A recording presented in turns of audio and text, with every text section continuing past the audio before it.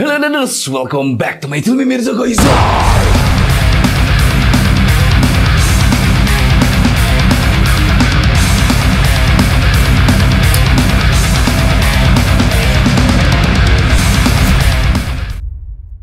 Oke, what's up cuy, balik lagi sama gua Mirza. Nah cuy, jadi kan beberapa video kemarin gua pernah bikin resolusi setup di 2023 yang gua tuh rombak banget. Si setup gaming gua tuh jauh lebih minimalis ya. Jadi cuma sekedar pakai laptop gitu kan. Terus juga kursinya nggak kursi gaming banget. Ya, perpaduan antara kursi gaming dan office chair. Nah, ada yang menarik sih kalau misalkan kalian nonton di video kemarin. Jadi gua tuh menggunakan embel-embel ya, sekarang tuh gaming lagi. Itu adalah meja gaming cuy. Cuman ada perpaduan meja gamingnya yang ada yang uniknya ini, yaitu adalah meja gaming elektrik. Ya kita udah tau lah kalau misalkan di tahun 2021 sampai 2002 kemarin itu meja elektrik itu kan sudah menjadi yang hits gitu. Tapi harganya yang masih gila overpriced banget ya, bisa sampai 5 jutaan. Nah, jadi di sini gue baru saja mengganti si setup mejanya ya menggunakan yang namanya meja gaming elektrik. Jadi percampuran antara meja gaming dan juga meja elektrik cuy. So jadi di video ini gue pengen bagi-bagi experience sama kalian. Kira-kira pengaruh nggak sih ya tentang meja gaming elektrik ini? Terus seenak kayak gimana dan impact-nya terhadap kita seorang live streamer itu enak apa enggak? Dan ya dampaknya dan enggak gitu kan, beda banget lah kalau misalnya kita bahas kayak kursi gaming yang pernah gue bahas ya, kayak kita mengganti kursi gaming kita menjadi kursi Secret Lab misalkan contohnya, itu kan impactnya gede banget nih, penonton pasti ke notice gitu kan, wih Secret Lab. Nah sekarang kita bakal bahas nih untuk kayak impactnya gimana kalau misalkan yang namanya kita menggunakan meja gaming elektrik cuy. Nah karena tidak setiap orang nih cuy ya perlu yang namanya meja gaming elektrik, karena kita tahu lah harga meja pun di luar sana yang 300.000, 400.000 masih banyak, dan itu pun juga udah oke, udah bagus, dan ya nggak terlalu ke-mention di saat kalian itu ngepamerin setup gaming ke teman-teman ataupun di saat kalian bikin konten kayak gue tuh nggak terlalu ke-mention namanya meja cuy. Nah makanya nih kira-kira nih gue mau buka pikiran kalian, meja gaming elektrik itu penting nggak sih? Nah tapi sebelumnya nih gue pengen memperkenalkan dulu sama kalian semua nih meja gaming yang gue pakai kali ini, yaitu dari Fantech, itulah Fantech GD814, yang dimana di sini gue akan penilaiannya lebih objektif. Kira-kira Fantech mubazir nggak ngeluarin yang namanya meja gaming elektrik? So tapi kita akan lihat dulu biro perakitan dari meja gaming elektrik ini buat lebih ngeracunin kalian dulu cuy.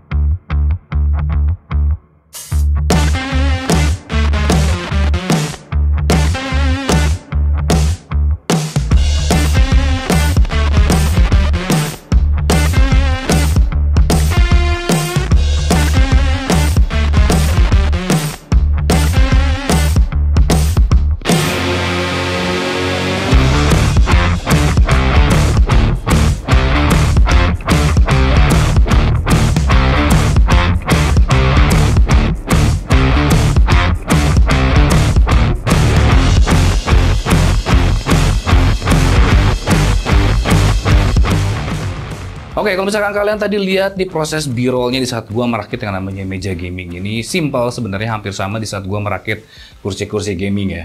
Dan di dalam kemasannya pun juga semua sudah tersedia. Kita dapat yang namanya unit mejanya. Terus juga kita mendapatkan high controllernya nih untuk adjustable ya, naik turunnya dari si mejanya itu.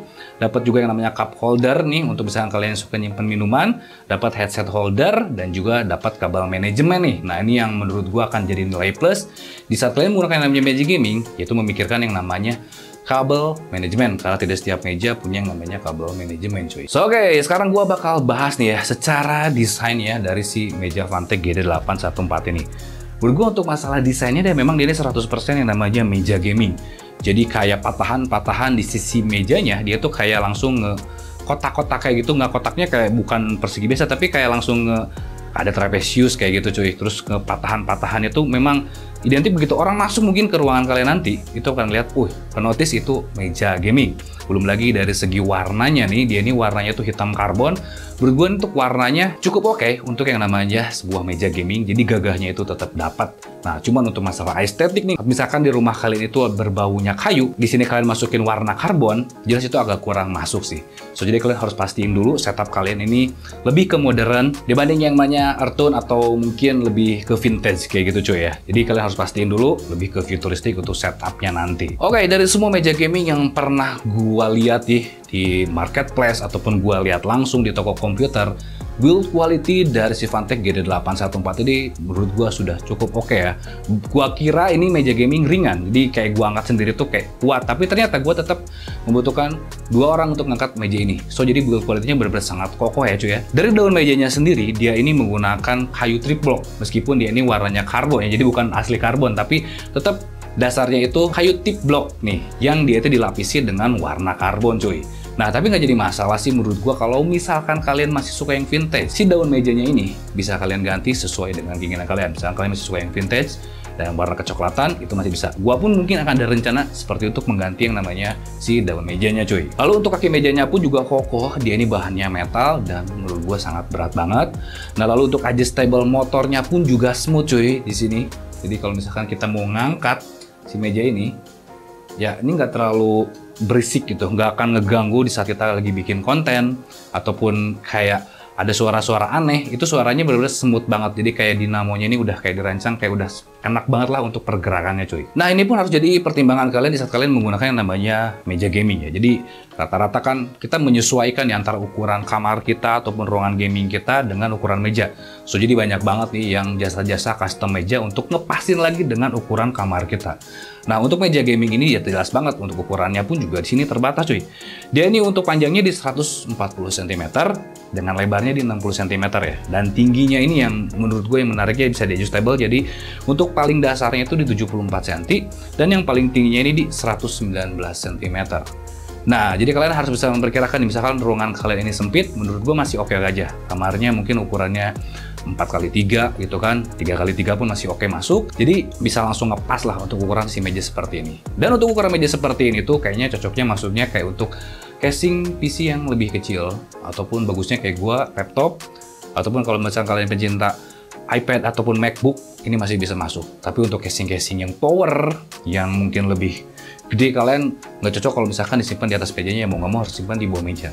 Nah, kalau resikonya di bawah meja gitu, otomatis sih kabel manajemennya pun akan menjadi resiko. Nah, tapi nggak jadi masalah. Untuk si Phanteks GD814 ini, dia ini punya kabel manajemen yang sedikitnya membantu untuk kayak lebih merapihin lagi dari sisi perkabelannya cuy. Nah, tadi kita ngobrolin untuk masalah yang namanya kabel manajemen, ini pun juga masuk ke dalam experience ya. Jadi kita akan ada pertimbangan memilih meja gaming, meja elektrik, ataupun meja-meja biasa, ataupun meja custom.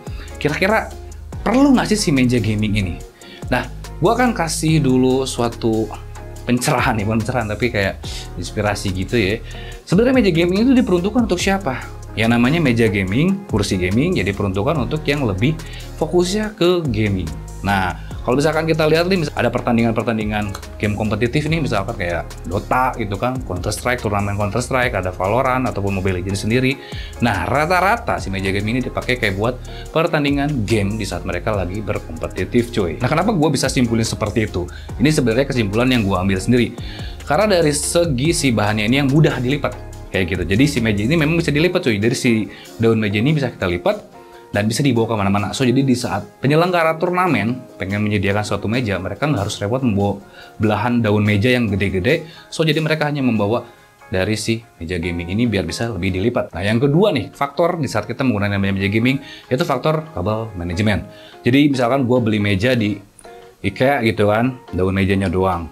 Terus belum lagi kakinya itu terpisah rata-rata. Dan itu susah banget tuh yang namanya per kabel manajemenan cuy.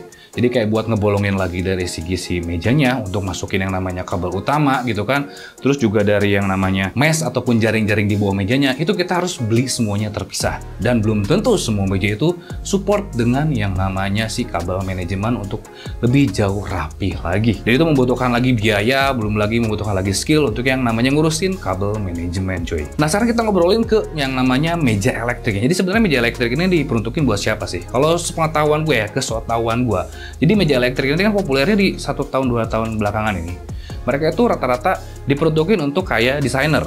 Yang mereka itu yang seharian duduk di depan meja, sekarang mereka bisa berdiri di depan meja untuk kayak lebih refleks lagi cuy. Lebih nyantai lagi gitu, biar mereka tuh bisa bebas bergerak. Ataupun untuk para musisi-musisi seperti DJ misalkan gitu kan. Mereka DJ kan jarang ada DJ yang duduk ya. Mereka rata-rata berdiri. So, jadi peruntukan tuh meja elektrik itu untuk yang produktivitasnya kebanyakan berdiri, ataupun mereka yang terlalu jenuh duduk, mereka lebih ke yang berdiri. Nah, penggabungan di antara meja gaming elektrik yang bisa naik turun ini sebenarnya diperuntukinnya buat siapa? Buat kayak profesional player yang dimana kalau misalkan mereka tinggi badannya berbeda-beda nih, misalkan kan kayak kita ngeliat turnamen Valorant ataupun kayak turnamen Counter Strike, tubuh mereka tuh kan beda-beda tingginya nih, misalnya yang tingginya ke 180, ke 160. Nah, fleksibilitas dari yang namanya ketinggian meja itu enak banget yang namanya diatur kalau kita menggunakan namanya meja elektrik cuy. Nah, kenapa kita menggabungin dengan yang namanya meja gaming? Ya, pertama dari bahannya, biasanya rata mereka meja gaming menggunakan yang namanya bahannya karbon, sehingga mereka tuh tidak akan slip dari segi pegangan tangannya di saat mereka memegang yang namanya mouse ataupun keyboard. Nah, jadi perpaduan meja gaming elektrik ini sekarang mulai dipopulerkan oleh para profesional di saat mereka yang namanya bertanding gitu cuy. Ya sebenarnya hampir sama aja sih saat kita menggunakan yang namanya kursi gaming kayak Secret Lab kemarin gitu kan. So kenapa kita beli Secret Lab? Ya karena mungkin dia menyukai yang namanya game Valorant dan harus fokus. Ya jadi kan meja gaming itu harus yang kayak nempel banget di punggung supaya konsentrasi kita penuh. Sama halnya pun juga yang namanya meja gaming elektrik ini. Yang fungsinya kayak misalkan kita tuh harus bener-bener di depan banget ya, sampai ngelihat gitu tuh. Lihat si mukanya gitu, ngelihat monitor gitu, supaya si anti slip dan tinggi ataupun rendahnya itu bisa diatur coy. Nah oke, mungkin itulah sedikitnya kesotawan gue nih buat kalian yang mungkin akan berpikir, oh kayaknya gue harus ganti sih ke meja gaming elektrik. Ya balik lagi ke kebutuhan kalian. Kalau misalkan mungkin ya, kalau misalkan kalian hanya sekedar untuk live streaming gaming MOBA yang memang kalian sebelumnya udah punya meja dan kondisi ya baik-baik aja, ya buat apa diganti sih menurut gua, mending untuk kayak kebutuhan lain. So tapi kalau misalkan kayak buat lebih ke estetik lagi itu kan, kayak kalian ini memang yang hobi banget dengan yang namanya kayak ngemodifikasi kamar gaming kalian supaya jauh lebih estetik, menurut gua sih cocok-cocok aja. Ataupun kalian yang seorang desainer ataupun DJ, musisi gitu yang bosan banget kalian yang namanya bikin konten sambil duduk, ya perlu sih menurut gua si meja elektrik gini ya. Karena gua pun juga ya di saat gua menggunakan yang namanya meja elektrik ini, gua belum bisa lepas dengan meja yang biasa yang Ike gua pakai. So, jadi gua masih tetap pakai meja Ike yang dulu. Gua pun juga di sini untuk pelengkapnya punya meja elektrik. Dan ini pun juga meja elektriknya masih bisa gue modifikasi di daun mejanya supaya jauh lebih dapat lagi vintage ataupun estetiknya. So jadi bisa diganti-ganti gitu coy. Dan menurut gue ini baik lagi ke kebutuhan kalian ya. So jadi jangan lihat meja gaming, kursi gaming langsung ambil beli tanpa kalian tahu fungsi utamanya itu buat apa. Dan di sini pun juga gue ya mengambil kesimpulan-kesimpulan lah. Kenapa ada meja gaming, kenapa ada kursi gaming ya. Diperuntukannya kayak buat profesional player ataupun yang benar-benar mereka tuh gamers yang untuk jalurnya lebih ke kompetitif kayak gitu coy.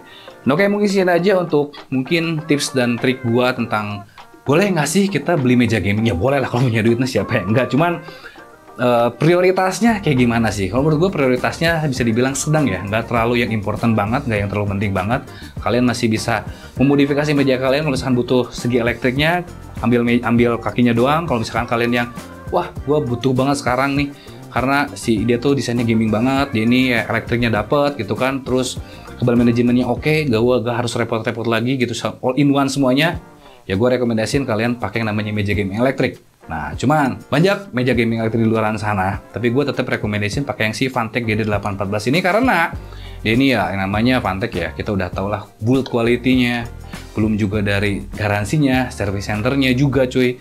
Belum lagi dengan ya, dia ini sudah masuk ke dalam tren yang namanya lifestyle dalam nge-gaming. So jadi kalian gak harus malu ya pakai merek yang namanya Fantech ini cuy.